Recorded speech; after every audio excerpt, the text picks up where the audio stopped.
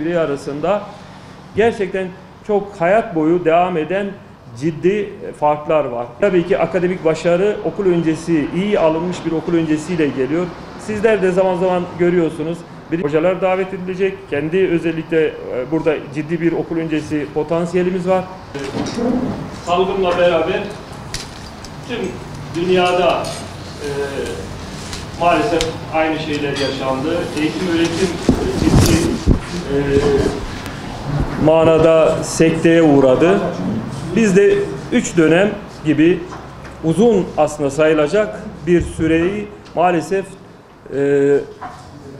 çocuklarımızın okuldan uzakta kalması, okulların yüz yüze eğitime başlamasıyla ekstra bir sıkıntı yaşamadık Allah'a şükür. Okullarımız hep ifade ettik en güvenli yerlerdir. Yani sokaktan, çarşıdan, alışveriş merkezlerinden gerçekten çok daha güvenli yerler. Çünkü bir kere orada öğretmenlerimiz var. Öğretmenlerimizin gözetimindedirler. Öğretmenlerimizin gözetiminde teneffüse çıkıyorlar. Öğretmenlerimizin gözetiminde nefes alıyorlar, öğle arası veriyorlar. Ya bundan dolayı gerçekten okullar hep ifade ettik en güvenli yerler ve bunun da hep beraber şu an görüyoruz ve bize düşen, kamuoyuna düşen inşallah bu çocuklarımızın okula devamı için geri kalan tedbir alması gerekenlere de sürekli uyarılarımızı yapmaktır. Sizden de özellikle istirhamımız lütfen herkes okulların açık kalması hatırına bile olsa, tabii ki öncelikle hepimiz sağlığımızı koruyacağız.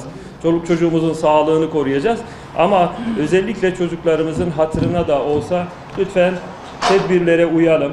Özellikle aşı konusu, maske konusu, hijyen konusu, Sağlık Bakanlığı'nın, bilim uzmanlarının sık sık vurguladığı konular ve biz de kamuoyunu aydınlatan basın mensupları olarak bu konuda sürekli uyarılarımızı yapalım.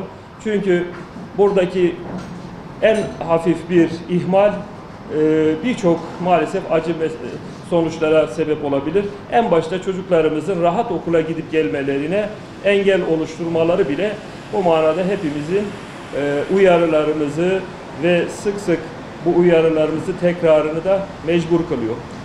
Özellikle öğretmenlerimizin aşı oranı çok yüksek.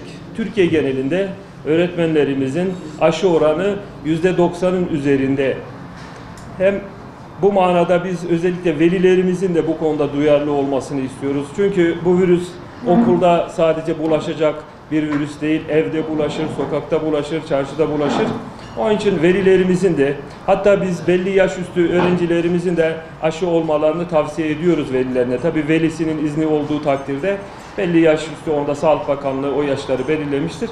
Aşı olmalarını öneriyoruz. Eğitim hepimizin desteklemesi gereken, hepimizin içinde yer alması gereken bir konudur. Ben bu manada Batman'daki velilerimize özellikle teşekkür ediyorum. Özellikle bu pandemi döneminde aşı konusunda ve çocuklarımızın derslerini takibi konusunda lütfen desteklerini esirgemesinler. Okulların temizliği konusu, hijyeni konusu hep gündemimizde. Şimdi öncelikle tabii bize her yıl Çalışma Bakanlığı tarafından belli sayıda çalışma personeli görevlendiriliyor. Toplum yararına çalışma projesi kapsamında. Bu yıl bu sayı Türkiye genelinde düştü. Yani sadece ilimize has bir şey değil.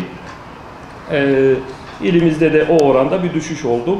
Tabii kurum sayımıza bakıldığında yani takdir edilen sayı birer tane dağıtıldığı takdirde çok az kalır. Kurum sayımızdan çok az. Şimdi tabii biz bir çalışma yaptık. Kendi personellerimizin yeniden bir dağılımını yaptık. Başka kurumlarda görevli olan personellerimizin onayını da iptal ettik. Vardı, çeşitli kurumlarda bizim çalışan personellerimiz vardı. Onları da iptalini yaptık.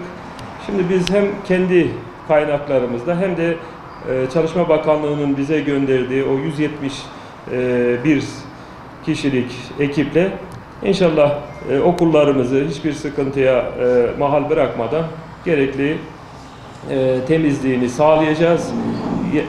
Pazartesi yani yarından itibaren bu 171 personelimizle başlayacak. Hijyen gerçekten önemli tabii. Hem bu İşkur hem de Sayın Valimizin sizlerle de paylaştığı, inşallah önümüzdeki günlerde Sayın Valimizin belediyece de destekleri olacak. Okullarımızda belediye işbirliğiyle temizlik personeli için gerekli çalışmalar yapılacak. Okul aile birlikleri ve belediye işbirliğiyle, tabii belediyenin tek başına bunu karşılaması da zor. Onun için Sayın Valimizin geçen hafta sizlerle de paylaştılar.